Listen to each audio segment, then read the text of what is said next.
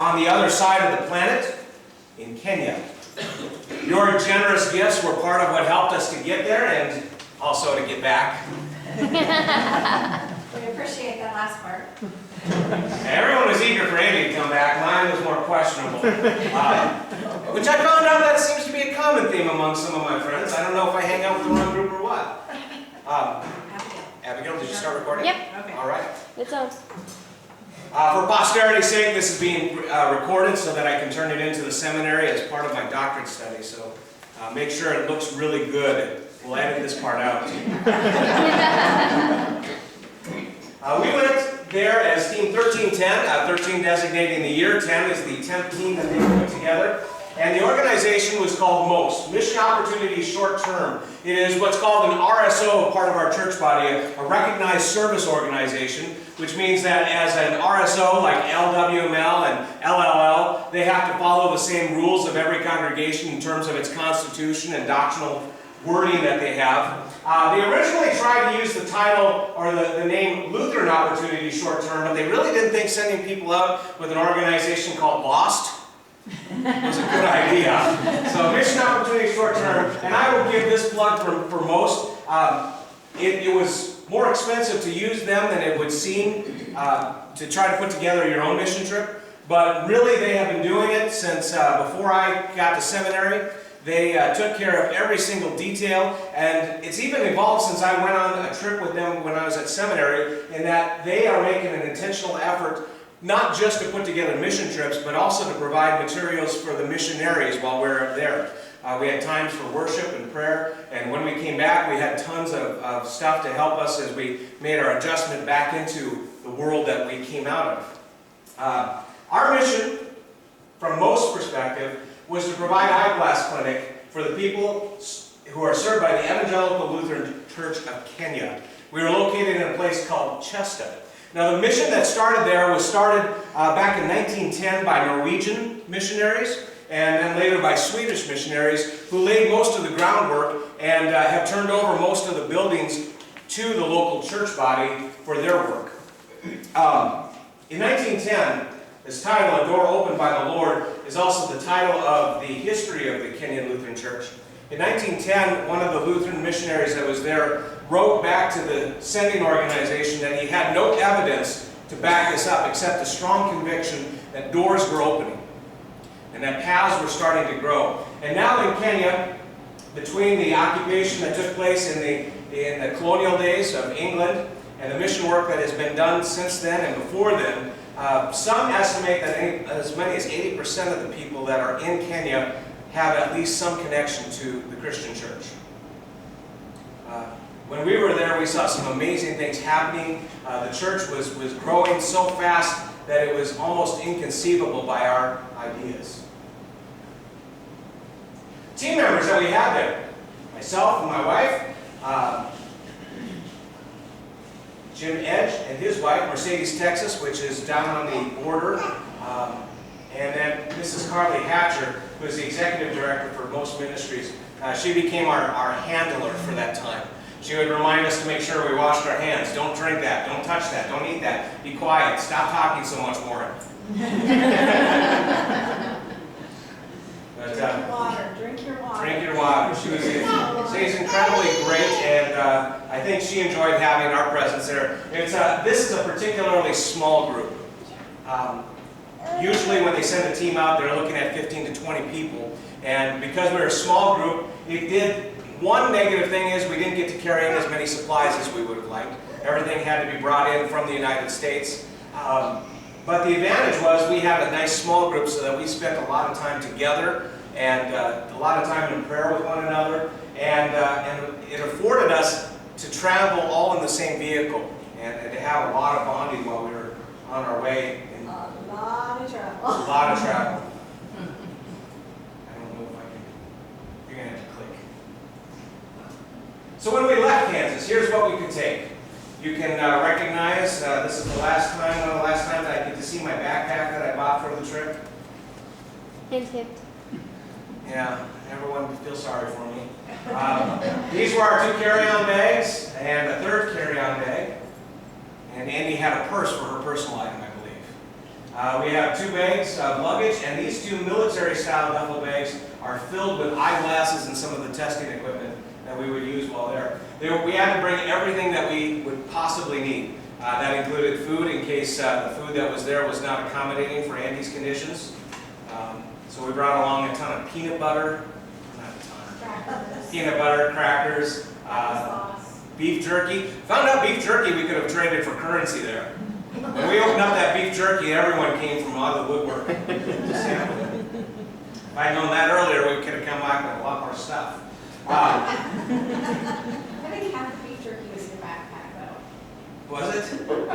Well, I guess they got something good out of the backpack. There was no Walmart. There is no Walmart in Kenya. The only 2 American companies that we saw in Kenya was a yogurt place, Yogurt World, and KFC. But we didn't eat there. Everyone loves Kentucky Fried Chicken. Everyone loves Kentucky Fried Chicken around the world. No McDonald's? No McDonald's, no Walmart. Some petroleum companies, but obviously those are worldwide groups. All right, our destination. When we arrived in Nairobi, and we traveled up past this way through Nakuru, Eldoret, and we ended up somewhere here in the Great Rift Valley. The scene and the views were breathtaking, but this was also a region that was almost untouched. If you saw the movie The Ghost in the Darkness, or if you've studied a little bit of history of Kenya, Kenya was occupied by the English during the colonial times, and the effort or the reason why people, the Western Europeans wanted to hold possession of Africa was that they were trying to build a way across Africa for the trade route to India. And so a train, the Lunatic Express is what it was called, was being constructed from Mombasa through Nairobi and then across the rest of the continent with the effort of cutting down on that travel time. The movie The Ghost in the Darkness takes place over here in Savo, and some of the things that they had to deal with, some difficult lands. So if you can see that the train would have gone through here from Mombasa to Nairobi and then across. The English didn't have much concern about this area. There are some roads that have been built, but really no development. The Archbishop, when we arrived, told us that it was easier for him 40 years ago to get permission to enter the United States by visa than to get agreement from the Nairobi government to let him go into that area for mission work. We were in the wild, wild west of Kenya.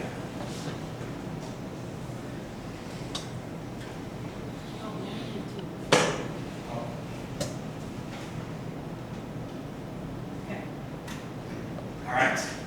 The name of the game when you're doing any mission trip is to be flexible. We had already been traveling for what amounted to about 3 days. We did service Sunday morning over at Scott City, traveled to Fargo, traveled to North Dakota in the middle of the night, and we got on a plane in Fargo early in the afternoon, traveled down to Dallas, Texas, and there we waited for the rest of the group. We had a 12-hour flight from Dallas, Texas to London, and from London, another 12 hours to Nairobi. An 8-hour layover in London. So we were hoping when we landed that we would do everyone a favor and get a good shower in. Unfortunately, when we landed, the first thing we found out was that the Archbishop was ready to visit us. In Kenyan culture, women do not wear pants. Only the women of the night wear the pants. And so the ladies here were digging through the luggage trying to figure out where they had a long skirt that they could pull on over the rest of their clothing so that they didn't cause any offense to the Archbishop when we arrived. And so we piled everything into that truck there, that van there, and made our way through Kenyan rush hour, Nairobi rush hour. Scary. Yes. Very scary. Painted lines on the road are just suggestions. Not really even that. The stoplights look like they have not worked in years, and occasionally there'd be a police officer directing traffic, and they all drove on the wrong side of the road. They're English. They're all on the left side of the road. And the bigger your vehicle, the more right of way you had. Luckily, ours was pretty big. Now, Andy was really worried about all the traffic, but I wasn't because I've ridden with Andy driving.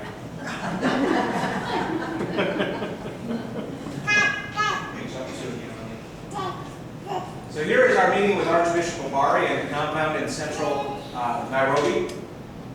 He was there to greet us and to give us his blessing. He let us know that one of the things that we would be encountering is the tribalism that's still rampant in that area of the world. English is the official language of the country. Swahili is a common language of the country, but each of these places, especially as you get further from that civilization, tend to speak their own language, their own dialect for their tribe. And because they have their own dialect for tribe and their own geographic area that they live in, as I told you before I left, we went to see the Pokat people, which were described in one book as militant pastoral group and a slightly less militant hills people. So they do not all get along with one another, and they are somewhat related to the Maasai people that we'll see later. Archbishop Obari was also excited to give to you a copy of the history of the Kenyan Lutheran Church, and so he presented this book for us to bring back to the States, to our respective congregations, about the work that has been taking place in Kenya up until this man became the Archbishop. Trivia point, this man is the only Archbishop that we have, or that is, in the Lutheran Church anywhere. We don't have any Archbishops except him. They also had just published their first hymnal in Swahili. If anyone wants to give it a try, most of the words are phonetic. You will have no idea what you're saying, but you can say it perfectly clear. Yeah. Yes, clear.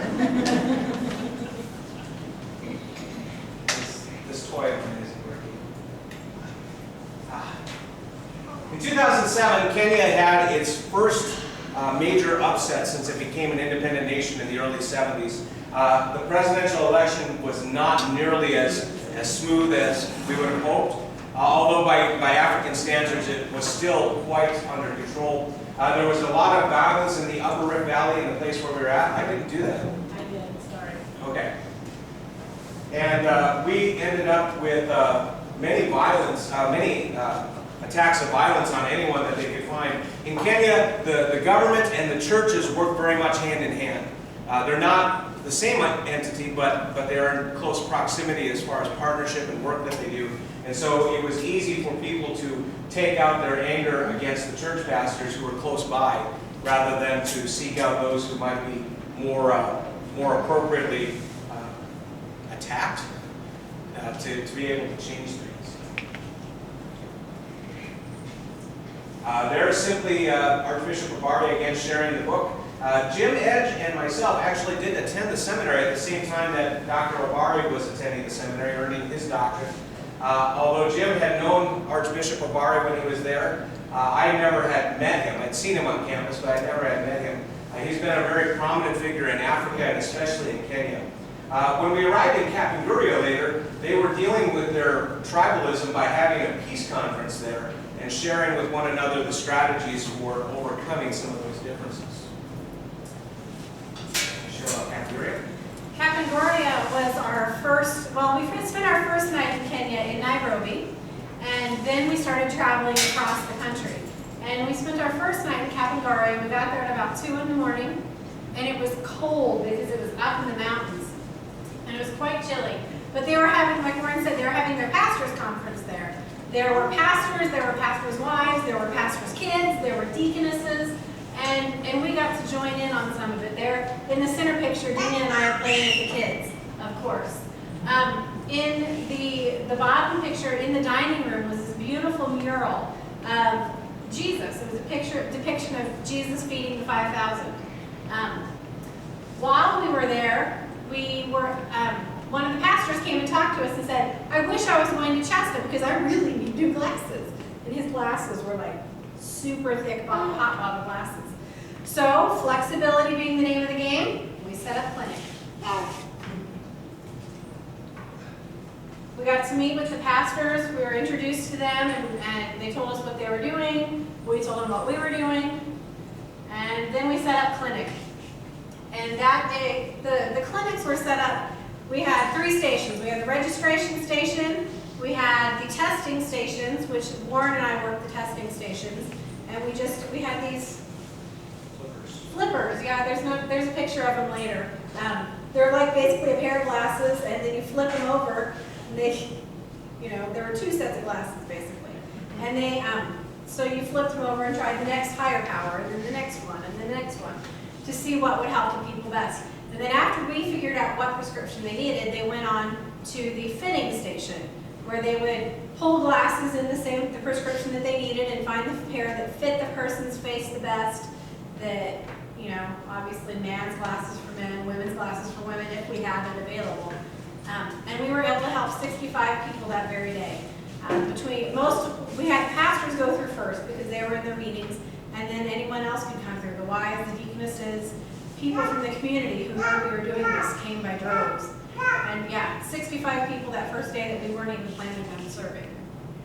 But that was pretty amazing. And the man with the pop bottle glasses, he did get new glasses, and they were plastic, so they were much thinner. He was very happy.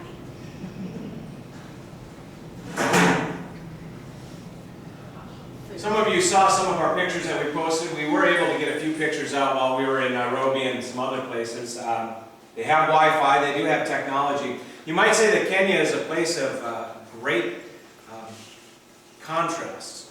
On one hand, there was a great deal of infrastructure that was built up. You had great technology with cell phone, ubiquitous. Everywhere you went, every place we went, even while we were up in Chester, which was kilometers away from anything that we had seen, there was a big cell tower, and you could buy time on their top-up cards. Everyone was using a prepaid card, and you just buy one of these little cards and punch the numbers into your phone and keep talking and texting away. And at the same time, there were some things that were still quite primitive, so we bounced back and forth between those two worlds all the time. This, I believe, was one of our first meals that we had when we arrived in... This is Kapengaria. Oh, this isn't Kapengaria. This was still banquet food. Obviously, you can recognize the citrus fruit as an orange, some chicken, rice, and the bread there is... Chapati. Chapati. Chapati. It's like a tortilla. It's exactly like a tortilla. A little bit tougher than what we would consider for a tortilla, but that was still one of the meals. It was very, very filling, very satisfying, and we did end up losing some weight while we were there. The travel was something else. You can see that we had all of our big luggage piled up on top of the Range Rover, water filling up the back seats, and persons climbing inside to use up the space that we had. Our driver, Philip, did an incredible job throughout the whole time, both giving us advice and showing us what was happening in the world, and doing a great job driving and keeping us safe. During the way, we had our difficulties with crossing rivers that no longer had bridges or never had bridges. Roads that had been in existence, but now that the rainy season was over, were partially washed away. If you're fortunate, the locals would warn you that it was washed away by putting big rocks in front of it. If not, you just had a big bump. Sometimes you had to slow down to let the goats get by, or honk the horn to get the goats to move by. I did see one time there was a cow that was being stubborn until the shepherd threw his stick right at the cow, and then it got the idea to run away. Here's some more pictures of the roads and people making their way across some of the rivers and different areas. Traffic jam would be the fact that there's only one lane. If you meet up with another big vehicle, you guys have to figure out how you're going to pass by one another. Most motorcycles that you see there, they would just manage to swing their way in between all the different places. Pastor Jim, the church that he serves in Texas, also has a school. And the children thought that it would be great to send a gift to the children in Africa. So they had Pastor Jim bring a guitar. And if you look real close, the guitar is signed by all the students in his school. And Pastor Jim's an awesome guitar player. So he brought it with him. And the first night in Chester, he pulled it out. And these two men had traveled with us, Pius and Jared. They work for like the Lutheran Hour Ministries of Kenya. I forget what it's called, but that's basically who they work for. And they were so excited because Jared plays the guitar too. And so they were playing and having a good time. And he gave that guitar to the church there in Chester. And they were so thrilled because they used to have a guitar and they wore it out. And so they were just so excited to get a new guitar. So that was really exciting. So when we arrived in Chester, go ahead. I was just saying, up there in the corner, those are the flippers. That's what I was trying to describe. Yeah, each of the flippers, there's red, blue, and black. The black one is measured by a half power. The rest of them are full power. I can't remember if the red or the blue which one was positives and which ones were negatives. You know, when you go into Walmart or something looking for reading glasses, you'll just kind of try them on and see which ones fit. That was kind of the process that we used on both ends of it. We had a reading chart that they would hold up like they were reading a book and work through those lenses until we found one that works for them. And there was also a chart on the wall, and we would do distance. Now, most people who came in were looking for reading glasses. The men in this area were very literate. They all wanted to read their local papers. Most of the women. Many of the women, yeah, most of the women, well, the ones who came obviously were literate. They wanted to read their papers, they wanted to read their Bibles, they wanted to know what was going on, and so they were always asking us questions about what was happening in the world as well. The distance glasses was almost difficult to convince them, because if you remember the first time, how many of you wear glasses? Or contact? You all are blind, aren't you? If you remember the first time you got glasses for seeing a long ways away, do you remember the difference that it made in your life? And these people had not known the difference. And so in a couple of instances where I was seated, I could see the mountain that was over in the distance. And we'd figure out which glasses, like we were doing for this person here in the second shot, and hold up the glasses and let him see the mountain. And he could tell that it wasn't just a green mountain, but that there was trees up there. And you could see their facial expressions. It was almost miraculous. Now, one of the things that Most has decided in their mission statement is that they do not go anywhere and do mission work or service work like this if the local population can do it themselves. Which means that they have to pass up a lot of opportunities. They do water hygiene treatments where they teach people how to use the filters that they bring in. And the other major thing that they do is some of this eyeglass work. The eyeglass work became important for them because many of these people, and I would say majority of these people, if not all of them that we saw in Chesta, live on less than $1 a day. And so if you're living on $1 a day and you save up $5, $10 to buy a pair of reading glasses, odds are you've got something more important in your life than a pair of reading glasses. And so a pair of prescription glasses was absolutely beyond their comprehension to ever conceive of seeing. And so we were able to see several people during that second day using this flip method. It was not a perfect science, as we found out. There was some problems. We were able to see there's the piles of glasses that we had brought with. If you donate glasses, what they would do is pop out the lenses that you have, because most of you have lenses that are also correcting for stigmatism, and they would make what they call a blank lens. It's not just a plain piece of plastic, but curved in the prescription without that stigmatism. But they sent along all of these glasses so that we could bring the eyesight there. Some individuals ended up with pretty sharp pairs of glasses, if you ask me. This individual was a pastor at one of the churches, and he brought his Bible with just so he could enjoy reading as soon as possible when he got his glasses on. Can you go back? I want to say it to someone. Sorry. Roll back. If you look up here with the flippers, there's a bracelet, if you can kind of see that. One of Most's very important thing is to create relationships, but we were not the people who were going to be there to help these people further their faith. So we were doing the eyeglass part, which is the very physical, helping their physical bodies.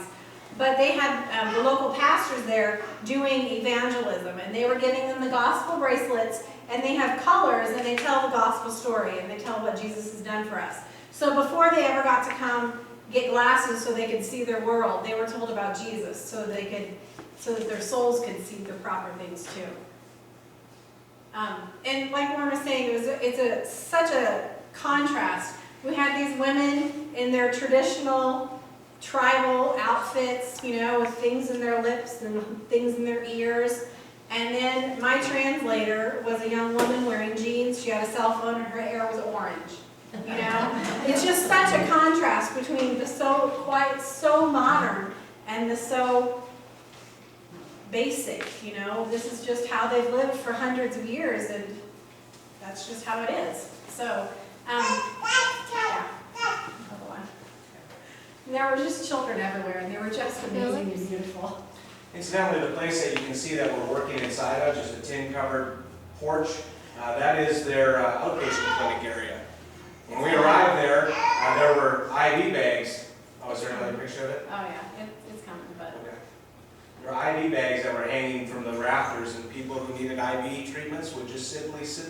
until it got done. Because we were there, they had to move them over under a tree. And no one complained. They were thrilled that we were there to provide any service. Now there was one gal in particular, we discovered that our method was imperfect and actually turned out to be a blessing in disguise. This is Abigail, and she came in on Saturday, the first day we were open, and you can tell she's wearing a school uniform. There's a girls' school there in Chesta, and if you Google Chesta, Kenya, the only thing that you'll ever find is the secondary girls' school. And so we were guessing that that was maybe where we were going, but we weren't sure. So Abigail came in, and I used the flippers on her, and I, flip this way, flip that way, and oh yeah, that's great, that helps, yes, that's so clear now. But come to find out, Abigail was playing off of me. She saw that I was excited that I was helping her, and so she said, yes, that helps. But it really didn't. So we got our glasses and we sent her on her way, and oh, it was so wonderful to meet you, have a great life, goodbye. And then on Monday, she came back with Samuel, who was in charge of the dispensary, and he said, these glasses don't help her. And I'm like, I tested her? What, are you questioning me? I didn't say that, but I kind of, was like, well, I did it. I did what I was told. Well, Abigail had a really big scar on her head. It was like an X across her head. And I still don't know what her story is, but she's got one. But as Samuel explained to me, her eyes were very different. Our flippers test both eyes at the same time with the same power. Well, Abigail's eyes are not like that. One eye is very bad, and one eye isn't bad at all. So what we ended up having to do with her is test one eye at a time, did the whole exam again twice, one with each eye. Her right eye turned out to be I think it was a 4.5 for reading and a 5.5 for distance. It's a very, very strong prescription. My prescription is a negative 1.5. Warren's is a negative 2.5. And he wears his glasses all the time, from the minute he wakes up till the minute he goes to sleep, because he can't see without them. He doesn't run into walls, but he can't see without them. I can go without mine for a little while before I put them on. So she's basically almost blind in that eye. So when I put the same prescription on both eyes, it was not good. It wasn't helping either of them properly. So what we ended up doing was finding some really strong glasses to help the one eye and taking the lens out of the other eye, so she had no correction in this eye. But at first, when she came back on Monday, she was almost teary and she was embarrassed, because she wasn't truthful on the first day, But she wasn't doing it to be mean or to be hurtful. She was trying to make me happy by letting me help her, even though I wasn't. But she was, I'm sorry, and I'm like, I just want to help you. I want you to be able to see. And once we got glasses figured out so that she could see, oh my goodness, that smile could have lit up the world. She was just an amazing young woman. And she kept hugging us and saying, thank you, and I love you, and I love you. And I told her I would bring her home and have 2 Abigails at my house, and that would be just fine. But she hugged us and said thank you and God bless you. And in the bottom picture, she's got her arm around my husband. And in Kenya, that's a really big no-no. I was not allowed to hold my husband's hand at all. But she was just so overwhelmed and so grateful that she didn't care. She didn't care. She hugged him, she hugged Jim, she hugged us. But, she was hugging me pretty tight. She was an amazing young woman. She's going to the girls' school. She wants to be a lawyer. So she grew up speaking Pokot. She knows to be a lawyer. She needs to speak English, she needs to speak Swahili, and she needs to know a lot of history. So she's working pretty hard trying to get that all together. And now that she's going to be able to see, I think it'll help her out. So those were the relationships we ended up developing even over a short time. And as I said, the contrasts are still amazing. Pius, whom we met earlier, he has just gotten married. We got an invitation to go to his wedding. He didn't send us tickets to go, so we didn't go. But we were in communication by Facebook already and enjoying still seeing one another and what we're doing in life.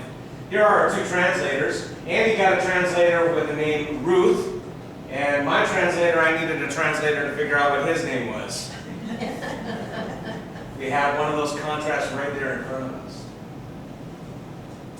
So here's an outside image of the dispensary. We were working inside this porch area, and that we filled up pretty much most of this porch area. You'd enter here with the registration and the gospel presentation and work your way through eyeglass testing and then fitting and be able to return your way. Some of the girls here from the school are waiting to get in and obviously very curious. There was a building identical to this on the other side of this little pathway, and that was where the doctors were still working on it. Underneath the tree here, you can see the IV bags have been hung so that those people who have come and need treatment can continue even though we were using up their good space. And again, there was no complaints.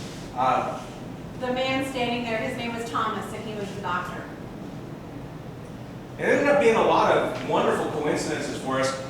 If you remember before I went, I told you we had so many shots that we would leak if we ever drank any water.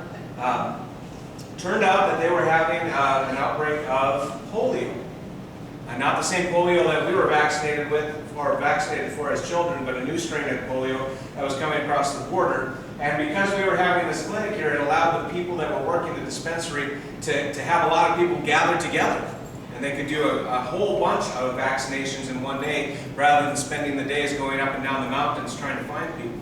In addition to that, on Saturday when we started the clinic, they had sent a specialist, an optometrist specialist. I suppose he was laughing at our techniques, but we actually did see 10 total. Between the 2 days, we saw 10 people who had severe cataracts. And by this time, most of those people should have seen the surgeon at least once to have those cataracts removed. We were able to get them scheduled for operations. I don't think they had the operations out there, but again, I really don't know. All I know is that they were going to still be treated. We did have to give a pair of glasses. There was one woman who was almost the first person I saw on Saturday, and her cataracts were so bad she could see things, but they were all fuzzy and blurry. So I sent her to the specialist to make sure that she could get scheduled for surgery, but that woman would not leave until she got some eyeglasses. And so finally, Jim and I, the other pastor, we decided it was better to make her happy than to send a woman away mad. And we got her fitted for a pair of eyeglasses, and she was thrilled. And now we're just hoping after the cataract surgery we guessed right at what prescription she needed. Now the Samuel, hey, you're supposed to tell me something from Samuel every morning. Greetings from Samuel. I'm supposed to wake up every morning and tell him greetings from Samuel, but I don't do very well. I'm glad you don't. Samuel back here is the one who is in charge of the social ministry. He's the social worker for this dispensary.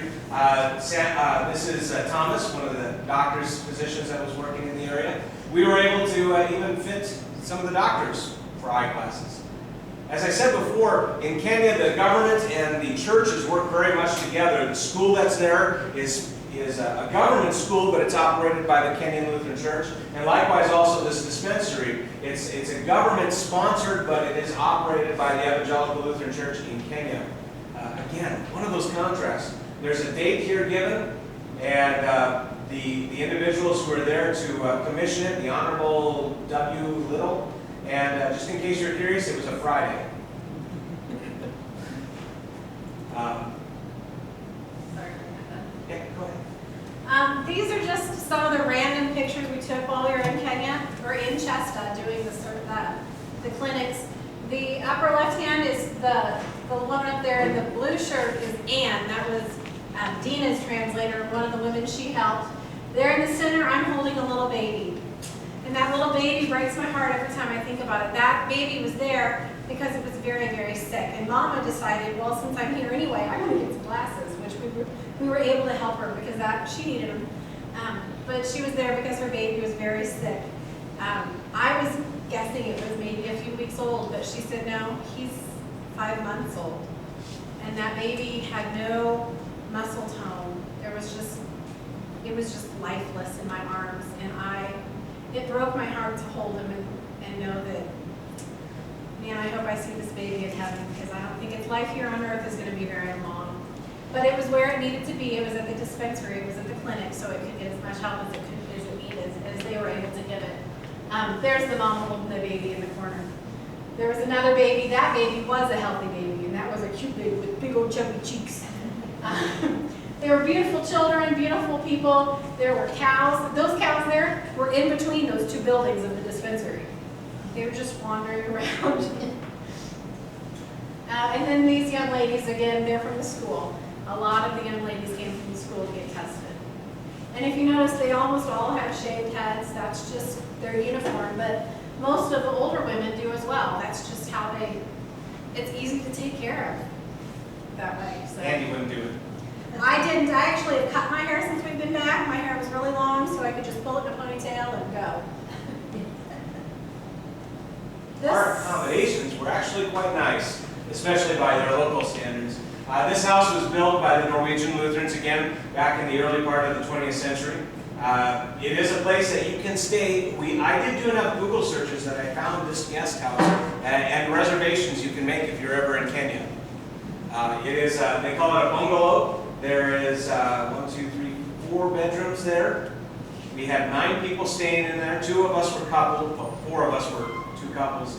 1 bathroom, no hot water, and no clean water. But it was very comfortable because it had the most important thing we needed, a toilet.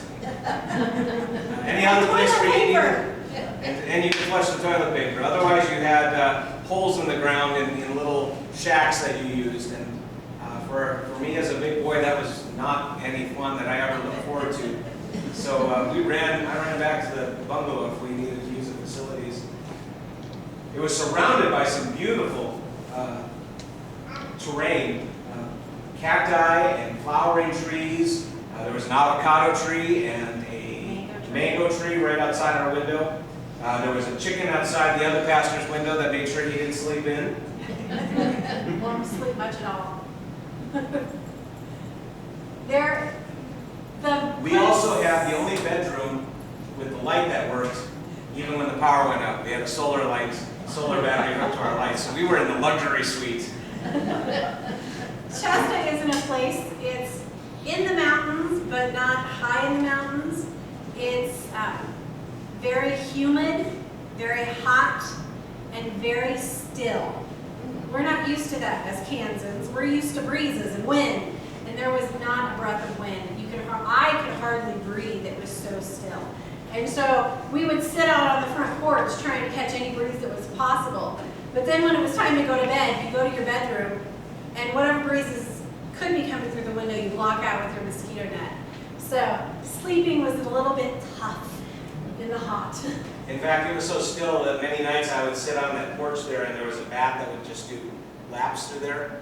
It was like my personal fan. Every time we went by, I could feel a little breeze. It was nice. The porch light had attracted lots of bugs, and so that bat was getting quite the feast.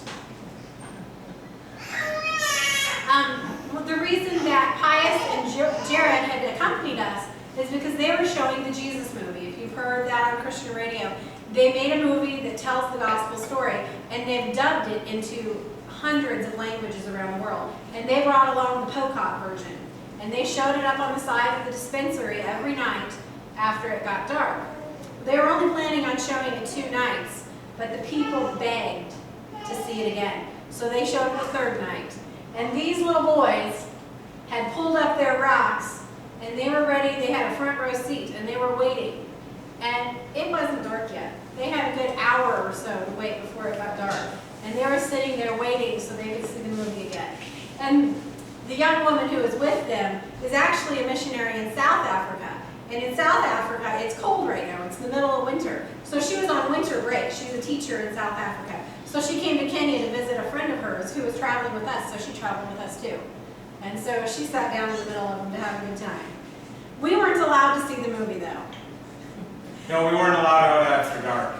For our protection, for our safety, they had some, not rules, but you guys just need to stay at the house after dark, to keep you safe. So we did, but it was close enough that we could hear it, and we could hear the music, and we could hear the talking, and we could hear the people cheering for the story. It was pretty cool.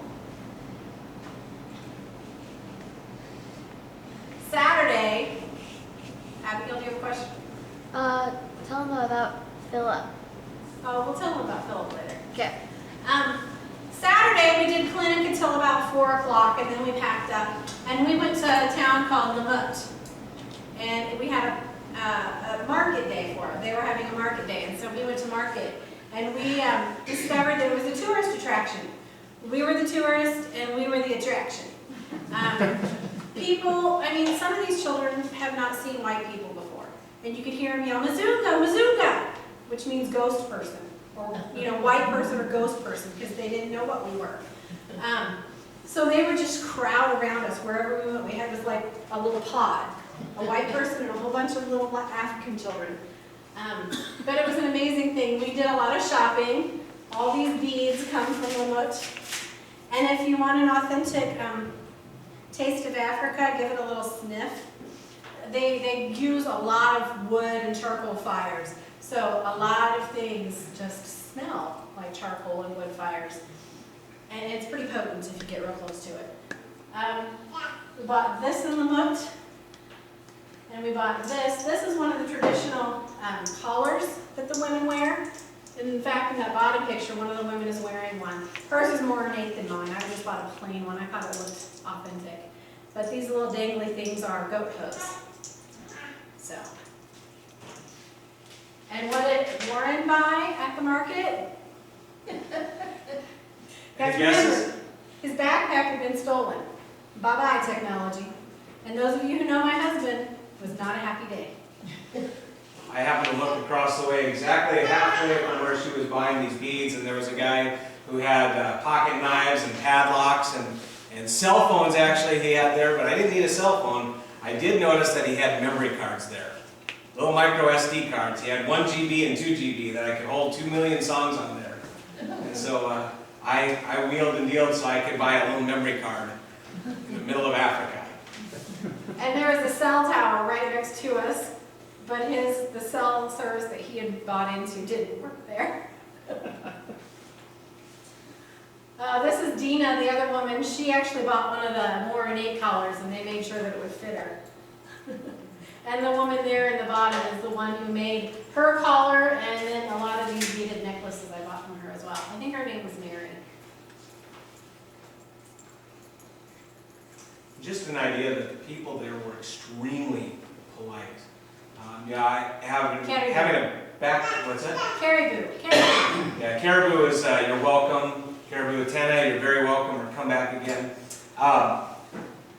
Having had my backpack stolen earlier, I was a little distrustful at some different places, and somehow when we were walking through this market, I had dropped my sunglasses off of my vest, and these two little boys tracked me down across the whole length so that they could return my sunglasses to me. So it was just beyond belief how nice everyone could be to perfect strangers. I wrote a lot about that in my reports back to the seminary, that it was almost like a romantic view of what life used to be like in the Leave It to Beaver age. It was just beautiful. One of the reasons why everything was so civilized were these gentlemen, which kind of made you laugh when you first saw them. They're all wearing these fedoras with big feathers coming out and mini skirts. I found out these individuals are the warrior class for the group. Every few years, about every decade, the warriors, the young men of the community, are taken away from the rest of the community. They live outside of the rest of the tribe in their own small compound. Their initiation is not a swearing-in ceremony like our military. Their initiation is a group circumcision. So they have to be serious when they enter into it. And they'll serve in that capacity for about 10 years. And most of the men do end up serving in that way. They're polite. It was a curious thing to see, though. We said earlier that Andy and I were not allowed to touch or hold hands during public. You would see men walking around holding hands oftentimes. Nothing sexual about it. That was just walking hands while they were having a conversation. And in fact, we found out that if there was a conflict, you were more likely to be holding hands until you got the conflict resolved. I'd love to know more about it. And I said if I ever had the chance to go back, these would be the individuals I want to study. How does the rest of the community, because they seem to be the most of a throwback that I could consider. They did have a couple times that they challenged the other pastor and I, just got in our face a little bit to make sure we knew who was still boss around there. We were the outsiders, and they are their people's protectors, and they didn't know us. So they were just making sure that we knew that they were watching us. And Jim felt threatened, but I felt like they were just saying, hey, this is our place. We're going to take care of our people. We just want you to know we got our eyes on you. So I thought it was, they're just protecting their people. I wasn't offended, or I didn't feel threatened. We were warned not to take their picture, like to straight out take their picture, because they would be offended. So we took a lot of back shots of them. Here's the image of the school, obviously not built by local resources, but government resources helped to construct that. It is not only a boarding school, but it is also a place to protect the young girls from forced marriage and what would be known by an acronym of FGM, female genital mutilation, or female circumcision. It's a fairly common practice yet in some parts of Africa, and the government is obviously not in support of it, and that's part of the reason that they're supporting this school. And it is unhealthy. It is a dangerous operation. Many girls end up dying from it. And if the family decides not to allow their children to undergo FGM, they have to be careful that the community might decide to do it for them, because they view it as the obligation of every young girl to go through that. I did ask why it's done, and the answer I got was still incomprehensible, that it's done so that women will not wander away from their men when they get older.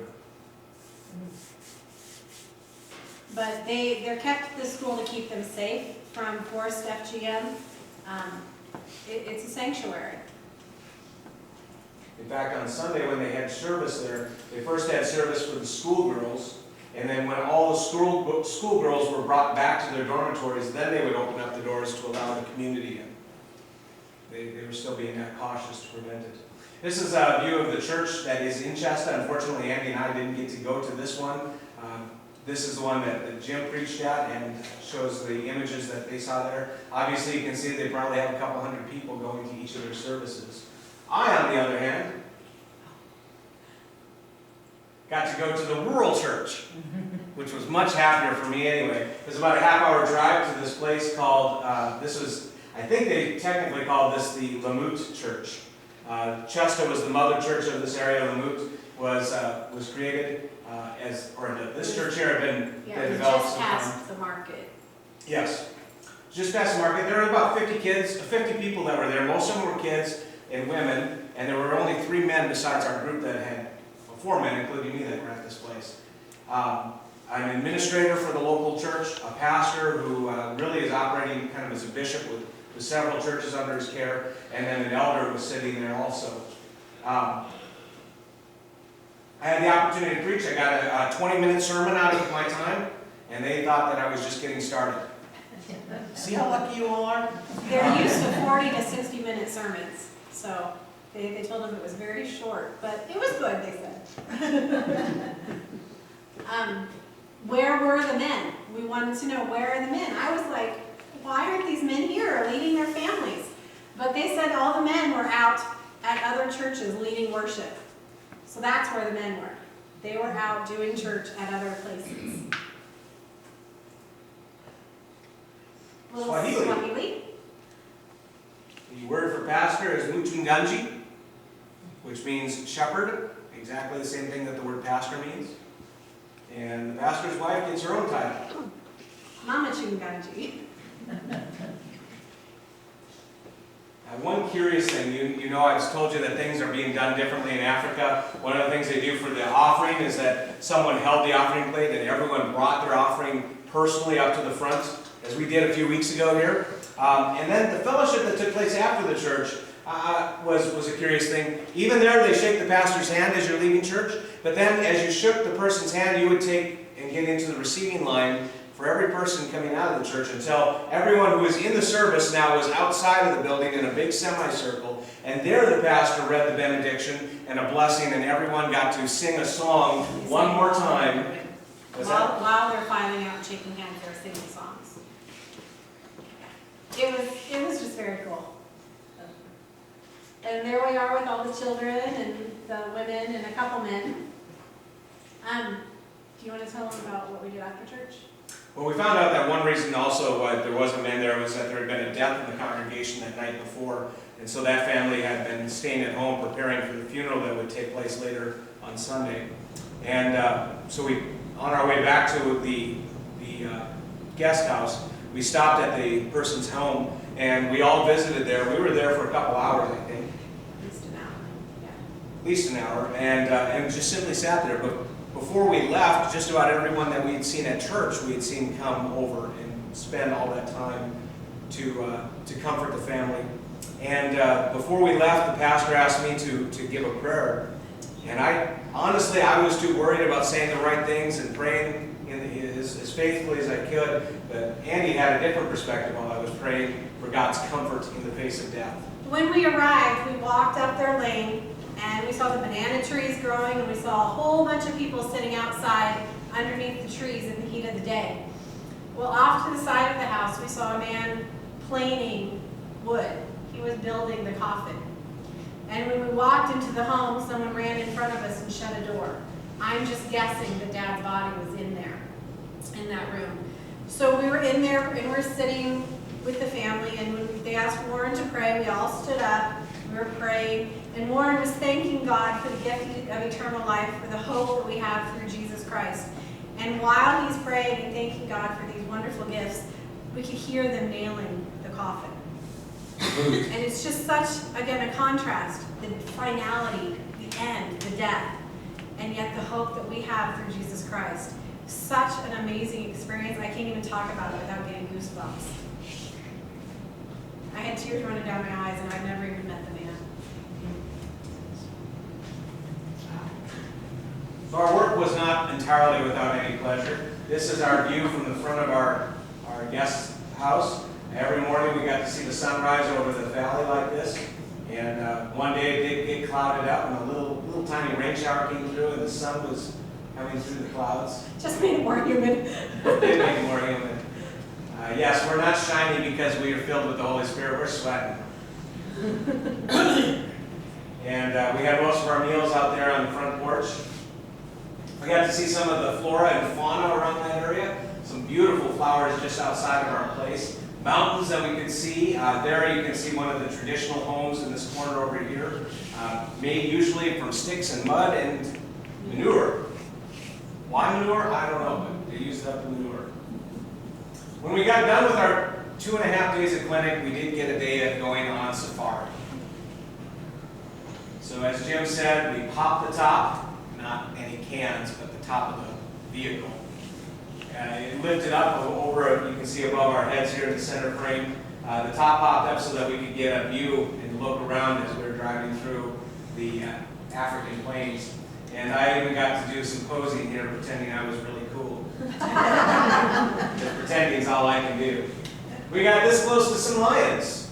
In this middle picture is actually a male lion, and this camera does not have a great zoom. It's the best zoom we've got, but it was not a great zoom. I could have thrown a rock and hit that lion. It was that close. You got that close and you didn't get eaten. I didn't get eaten. A little bit further away from this lion, we ran into the rest of his pride. They were waking up, and just like you see cats waking up and kittens playing, the little cubs were getting up, and they were stretching and starting to wrestle around with one another. Not only did we see lions, giraffes. We didn't see a lot of giraffes, but we saw a few. We ended up in the middle of a herd of elephants. In the middle of a herd of elephants. Yeah. They were, and you can see here that there's hardly any zoom on this camera because that's the side of our truck. And that's the elephant. We stopped when we saw a couple elephants kind of inside this little grove of trees, and as we sat and waited, more and more kept coming up, and they kept getting bigger and bigger. And I missed the opportunity to see in Swahili, the greeting word is jambo. So when all these elephants showed up, I could have said, Jambo, Jumbo. Thank you. This herd of elephants just kept coming out, and there was, by the time we left, there was probably 15 elephants standing around us. Some of them were babies, some of them were quite large, but they were silent. The only thing you heard was the crunching of the grass and the breaking of the trees as they broke the tree branches off to eat them. They were completely silent. Other than that, you couldn't hear them. Andy was actually talking with her dad while these elephants And were the coming kids. up. And the kids. It was the time of day, so it was like 8, 9 o'clock here, so in the morning. So we called and talked to our kids. We're like, I'm looking at elephants.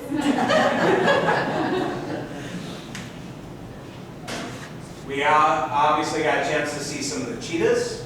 We saw 2 cheetahs that were there. That's, I think, the same cheetah in the same, in similar place. He was hunting a gazelle that you could see. I don't know if that is the gazelle or if it's bird rover. But he was being frustrated that there was a herd of wildebeest that the gazelle was going to go into. And so there was one point in time where the cheetah jumped up and scared away the herd so that he could still have a chance to pick off the gazelle. We had to leave before we saw how reality would play out, but I thought he was doing pretty well. This cheetah, though, we got up really close. Do not tell the Kenyan authorities because we bent the law and drove around this rock where the cheetah was sunning himself. We did get some fabulous pictures. One place where we were able to get out of the truck was on top of a high butte, and we could see for miles in every direction. You can see the plains. There you can see in the background just exactly how high up we were.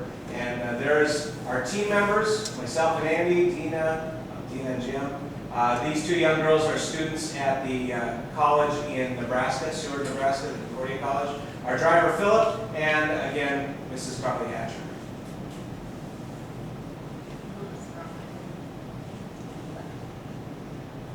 You went past the zebras. No, I went back to this. Okay. This was the time of the Great Migration. The rainy season has just stopped, and so the grass is ripe for the picking. These animals have already come across the Mara River that we'll see in a little bit. And they made this train just like cattle following one another as they make their way across to the next place where they're going to eat. This grass here, before they arrived, was 6 feet tall in some places. And they just come through like a plague and devour everything down to nothing. There's wildebeest here is primarily what we see. There's mixed in there plenty of zebras. Lots of zebras, and they're my favorite, so I took lots of pictures. While we were watching the Great Migration, our driver Philip was telling us that he sees this, that's his job, to take people to see this kind of thing. And he's just amazed at it. He sees God's glory in this. And he asked if we knew a hymn called How Great Thou Art. Well, yeah.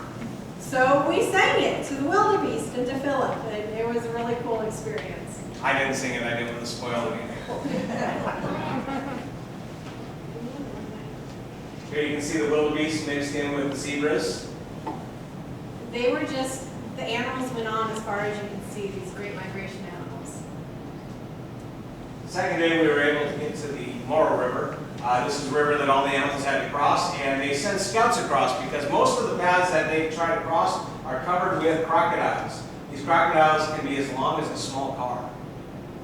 So if an animal tries to cross and it's nearby, that crocodile gets its meal. The only animal that wasn't afraid of the crocodiles were the hippos. These hippos, when they open up their mouths, are 4 feet. Yeah. So, Bethany, their mouth is that big. You can swallow her like a big capsule. There's the riverbed that they have to cross. On the other side is Tanzania, I believe, and on this side is Kenya. So this is the river that they're crossing when they try to make their way across. The hippos look quite peaceful. They sleep in the river with their noses on each other's backs, but they're really quite vicious, and more people are killed every year by hippos than lions. Okay, you can see some of the crocodiles. We were told that 6 meters is this crocodile. There's a hippo down in the water. You can tell, I mean, that's a hippo, that's a crocodile.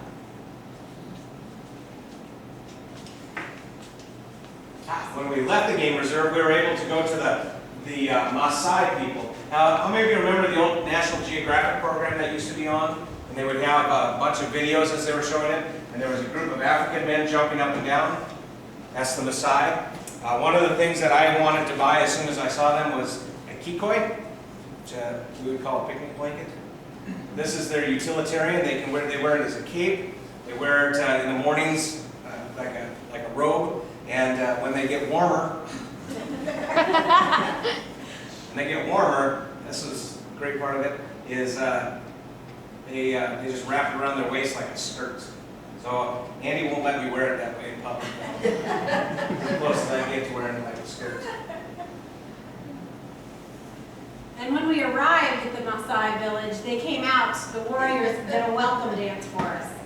And they were jumping and singing, and they had all these, they were looking real fierce, but they were very welcoming to us.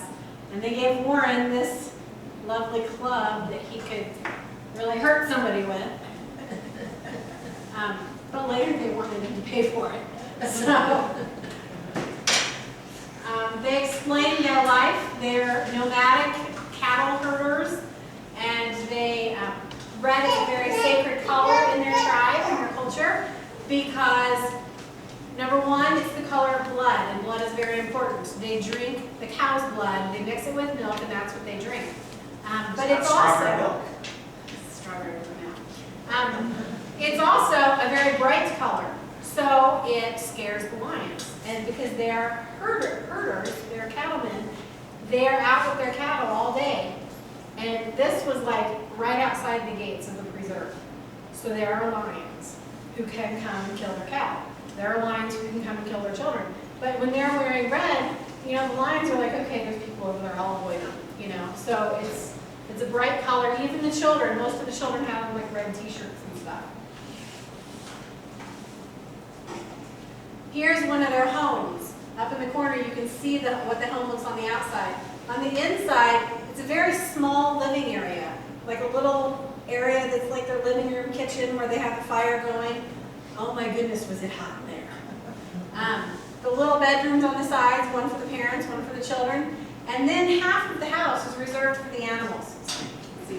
At night, they bring the small animals inside to keep them safe from the lions. The goats, the kid goats, and then the calves go into the homes.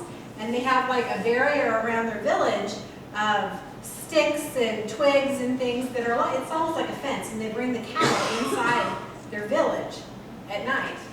So you have to watch where you walk. And if you do step in cow manure, you're considered a lucky person. At least that's what they told me, because I was very lucky.